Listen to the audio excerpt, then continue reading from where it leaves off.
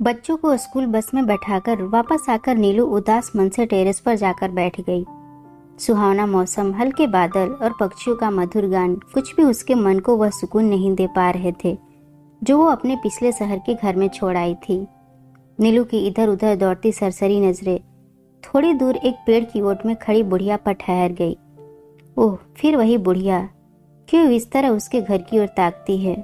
नीलू की उदासी बेचैनी में तब्दील हो गई। मन में शंकाएं पनपने लगी। इससे पहले भी नीलू उस बुढ़िया को कई बार नोटिस कर चुकी थी। 2 महीने हो गए थे नीलू को पूना से गुड़गांव शिफ्ट हुए, मगर अभी तक एडजस्ट नहीं हो पाई थी। पति सुमित का बड़े ही शॉर्ट नोटिस पर तबादला हुआ था। वो तो आते ही अपने काम और ऑफिशियल टूर में व्यस्त हो गए। छोटी सानवी का तो पहली क्लास में आराम से एडमिशन हो गया, मगर समर को बड़ी मुश्किल से 5वीं क्लास के मिड सेशन में एडमिशन मिला। वो दोनों भी धीरे धीरे रूटीन में आ रहे थे, लेकिन नीलू उसकी स्थिति तो जड़ से उखाड़कर दूसरी जमीन पर रोपे गए पेड़ जैसी हो गई थी, जो अभी भी नई जमीन नहीं पकड़ पा रहा था। सब कुछ कितना सुव्यवस्थित चल रहा था पूना में। उसकी अच्छी जॉब थी। यहाँ न आसपास कोई अच्छा डे केयर है और न ही कोई भरोसे लायक मेड ही मिल रही है। उसका करियर तो चौपट ही समझो, और इतनी टेंशन के बीच ये विचित्र बुढ़िया कहीं छुपकर घर की टोह तो नहीं ले रही। वैसे भी इस इलाके में चोरी और फिरौती के लिए बच्चों का अपहरण कोई नई बात नहीं है। सोचते सोचते नीलू परेशान हो उठी। 2 दिन बाद सुमित टूर से वापस आए तो नीलू ने उस बुढ़िया के बारे में बताया। सुमित को भी कुछ चिंता हुई। ठीक है, अगली बार कुछ ऐसा हो तो वॉचमैन को बोलना, वो उसका ध्यान रखेगा, वरना फिर देखते हैं, पुलिस कंप्लेन कर सकते हैं। कुछ दिन ऐसे ही गुजर गए। एक दिन सुबह नीलू ने टेरेस से देखा, वॉचमैन उस बुढ़िया के साथ उनके मेन गेट पर आया हुआ था। सुमित उससे कुछ बात कर रहे थे। पास से देखने पर उस बुढ़िया की सूरत कुछ जानी पहचानी सी लग रही थी। नीलू को लगा उसने यह चेहरा कहीं और भी देखा है, मगर कुछ याद नहीं आ रहा था। बात करके सुमित घर के अंदर आ गए और वह बुढ़िया मेन गेट पर ही रुक खड़ी रही। अरे, ये तो वही बुढ़िया है जिसके बारे में मैं आपको बताया था। ये यहाँ क्यों आई है? नीलू ने चिंतित स्वर में सुमित से पूछा। बताऊंगा तो आश्चर्यचकित रह जाओगी। जैसा तुम उसके बारे में सोच रही थी वैसा कुछ भी नहीं है।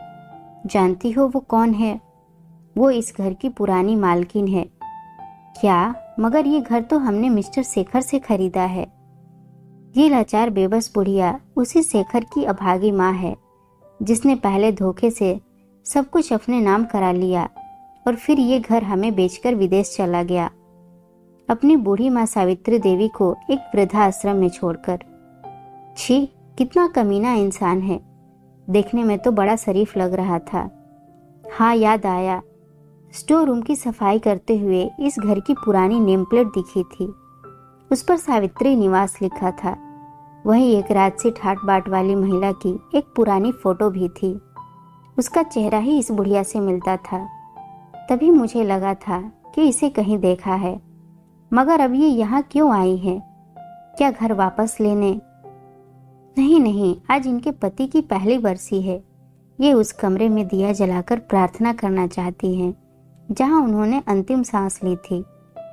इससे क्या होगा? मुझे तो इन बातों में कोई विश्वास नहीं। तुम्हें न सही, उन्हें तो है।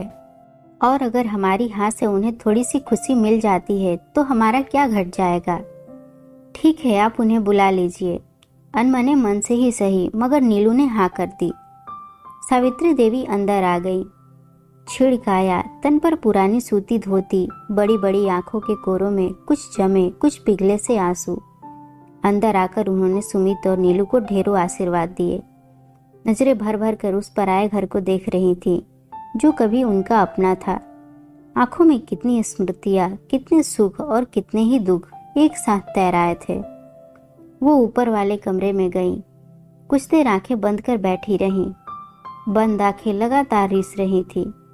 फिर उन्होंने दिया जलाया, प्रार्थना की और फिर वापस से दोनों को आशीर्वाद देते हुए कहने लगी, मैं इस घर में दुल्हन बनकर आई थी।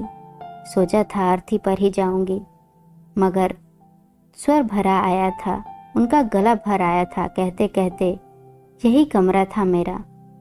कितने साल हंसी खुशी बिताए हैं यहाँ अपनों के साथ, मगर शेखर के पिता के जाते ही आंखें पुनः भर आई। नीलू और सुमित निशब्द बैठे रहे। थोड़ी देर घर से जुड़ी बातें कर सावित्री देवी भारी कदमों से उठी और चलने लगी। पैर जैसे इस घर की चौखट छोड़ने को तैयार ही न थे, पर जाना तो था ही। उनकी इस हालत को वो दोनों भी महसूस कर रहे थे। आप जरा बैठिए, मैं अभी आती हूँ। नीलू सावित्री देवी को रोककर कमरे से बाहर चली गई और इशारे से सुमित को भी बाहर बुलाकर कहने लगी, सुनिए, मुझे एक बड़ा अच्छा आइडिया आया है, जिससे हमारी लाइफ भी सुधर जाएगी और इनके टूटे दिल को भी आराम मिल जाएगा। क्यों न हम इन्हें यहीं रख लें। अकेली हैं, बेसहारा हैं और इस घर में इनकी जान बसी है। यहाँ से कहीं जाएंगी भी नहीं और हम यहाँ वृद्धाश्रम से अच्छा ही खाने पहनने को देंगे उन्हें। तुम्हारा मतलब है नौकर की तरह? नहीं नहीं, नौकर की तरह नहीं। हम इन्हें कोई तनख्वाह नहीं देंगे। काम के लिए तो मेड भी है।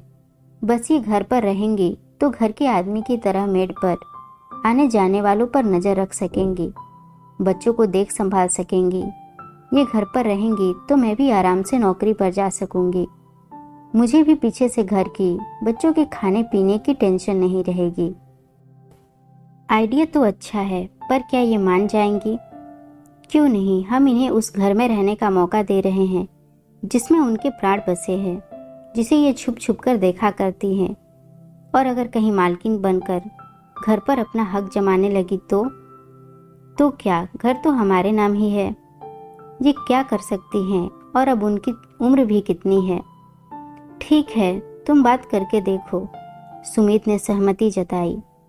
नीलू ने संभलकर बोलना शुरू किया, देखिए, अगर आप चाहें तो यहाँ रह सकती हैं।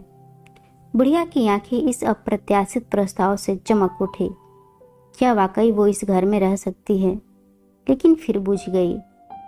आज के जमाने में जहाँ सगे बेटे ने ही उन्हें घर से यह कहते हुए बेदखल कर दिया कि अकेले बड़े घर में रहने से अच्छा उनके लिए वृद्धाश्रम में रहना होगा, वहाँ ये पराये लोग उसे बिना किसी स्वार्थ के क्यों रखेंगे? नहीं नहीं, आपको बेकार में ही परेशानी होगी। परेशानी कैसी? इतना बड़ा घर है और आपके रहने से हमें भी आराम हो जाएगा। हालांकि दुनियादारी के कटु अनुभवों से गुजर चुकी सावित्री देवी नीलू की आंखों में छिपी मनसा समझ गई, मगर उस घर में रहने के मोह में वो मना न कर सकी। सावित्री देवी उनके साथ रहने आ गई और आते ही उनके सधे हुए अनुभवी हाथों ने घर की जिम्मेदारी बखूबी संभाल ली।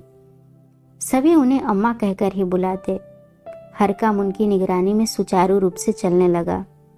घर की जिम्मेदारी से बेफिक्र होकर नीलू ने भी नौकरी ज्वाइन कर ली। साल भर कैसे बीत गया पता ही नहीं चला। अम्मा सुबह दोनों बच्चों को उठाती, तैयार करती, मान मनुहार कर खिलाती और स्कूल बस तक छोड़ती। फिर किसी कुशल प्रबंधक की तरह अपनी देख रेख में बाई से सारा काम कराती। रसोई का वो स्वयं खास ध्यान रखने लगी। खासकर बच्चों के स्कूल से आने के वक्त वो नित नए स्वादिष्ट और पौष्टिक व्यंजन तैयार कर देती। नीलू भी हैरान थी कि जो बच्चे चिप्स और पिज्जा के अलावा कुछ भी मन से न खाते थे, वे उनके बनाए व्यंजन खुशी खुशी खाने लगे। बच्चे अम्मा से बेहद घुल मिल गए थे। उनकी कहानियों के लालच में कभी देर तक टीवी से चिपके रहने वाले बच्चे उनकी हर बात मानने लगे। समय से खाना पीना और होमवर्क निपटाकर बिस्तर में पहुंच जाते। अम्मा अपनी कहानियों से बच्चों में एक और जहां अच्छे संस्कार डाल रही थी, वहीं हर वक्त टीवी देखने की बुरी आदत से भी दूर ले जा रही थी। नीलू और सुमित बच्चों में आए सुखद परिवर्तन को देखकर अभिभूत थे, क्योंकि उन दोनों के पास तो कभी बच्चों के पास बैठ बातें करने का भी समय नहीं होता था। पहली बार नीलू ने महसूस किया कि घर में किसी बड़े बुजुर्ग की उपस्थिति, नानी दादी का प्यार बच्चों पर कितना सकारात्मक प्रभाव डालता है। उसके बच्चे तो शुरू से ही इस सुख से वंचित रहे, क्योंकि उनके जन्म से पहले ही उनकी नानी और दादी दोनों गुजर चुकी थी। आज नीलू का जन्मदिन था। सुमित और नीलू ने ऑफिस से थोड़ा जल्दी निकलकर बाहर डिनर करने का प्लान बनाया था। सोचा था बच्चों को अम्मा संभाल लेंगी, मगर घर में घुसते ही दोनों हैरान रह गए। बच्चों ने घर को गुब्बारों और झालरों से सजाया हुआ था। वही अम्मा ने नीलू की मनपसंद डिशेज और केक बनाए हुए थे। इस सरप्राइज बर्थडे पार्टी, बच्चों के उत्साह और अम्मा की मेहनत से नीलू अभिभूत हो उठी और उसकी आंखें भर आई। इससे पहले बच्चों ने उसके लिए ऐसा कुछ नहीं किया था। बच्चे दौड़कर नीलू के पास आ गए और जन्मदिन की बधाई देते हुए पूछा, आपको हमारा सरप्राइज कैसा लगा? बहुत अच्छा, इतना अच्छा कि क्या बताऊं, कहते हुए उसने बच्चों को बाहों में भरकर चूम लिया। हमें पता था आपको अच्छा लगेगा। अम्मा ने बताया था कि बच्चों द्वारा किया गया छोटा सा प्रयास भी मम्मी पापा को बहुत बड़ी खुशी देता है, इसलिए हमने आपको खुशी देने के लिए ये सब किया। नीलू की आंखों में अम्मा के लिए कृतज्ञता छा गई। बच्चों से ऐसा सुख तो उसे पहली बार ही मिला था, और वो भी अम्मा के संस्कारों के कारण। केक कटने के बाद सावित्री देवी ने अपने पल्लू में बंधी लाल रुमाल में लिपटी एक चीज निकाली और नीलू की ओर बढ़ा दी। ये क्या है अम्मा? तुम्हारे जन्मदिन का उपहार। नीलू ने खोल कर देखा तो रुमाल में सोने की चेन थी। वो चौंक पड़ी। ये तो सोने की मालूम होती है। हाँ बेटी, सोने की ही है। बहुत मन था कि तुम्हारे जन्मदिन पर तुम्हें कोई तोहफा दूं। कुछ और तो नहीं है मेरे पास, बस यही एक चेन थी जिसे संभाल कर रखा था। मैं अब इसका क्या करूंगी? तुम पहनना, तुम पर बहुत अच्छी लगेगी। नीलू की अंतरात्मा उसे कचोटने लगी, जिसे उसने लाचार बुढ़िया समझकर स्वार्थ से तत्पर हो अपने यहाँ आश्रय दिया था। उनका इतना बड़ा दिल कि अपने पास बचे इकलौते स्वर्ण धन को भी वह उसे सहज ही दे रही हैं। नहीं नहीं अम्मा, मैं इसे नहीं ले सकती। ले ले बेटी, एक माँ का आशीर्वाद समझकर रख ले। मेरी तो उम्र भी हो चली है, क्या पता तेरे अगले जन्मदिन पर तुझे कुछ देने के लिए मैं रहूं भी या नहीं। नहीं अम्मा, ऐसा मत कहिए। ईश्वर आपका साया हमारे सिर पर सदा बनाए रखे, कहकर नीलू उनसे ऐसे लिपट गई जैसे बरसों बाद कोई बिछड़ी बेटी अपनी माँ से मिल रही हो। वो जन्मदिन नीलू कभी नहीं भूली, क्योंकि उसे उस दिन एक बेशकीमती उपहार मिला था जिसकी कीमत कुछ लोग बिल्कुल नहीं समझते, और वो है निस्वार्थ मानवीय भावनाओं से भरा माँ का प्यार। वो जन्मदिन सावित्री देवी भी नहीं भूली, क्योंकि उस दिन उनकी उस घर में पुनर्प्रतिष्ठा हुई थी, घर की बड़ी आदरणीय एक माँ के रूप में, जिसकी गवाही उस घर के बाहर लगाई गई वो पुरानी नेम प्लेट भी दे रही थी, जिस पर लिखा था सावित्री निवास। दोस्तों, आपको ये कहानी कैसी लगी हमें ज़रूर बताइएगा, और अगर पसंद आई हो तो इसे लाइक, शेयर और मेरे चैनल को सब्सक्राइब करना मत भूलिएगा। फिर मिलते हैं एक नई कहानी के साथ।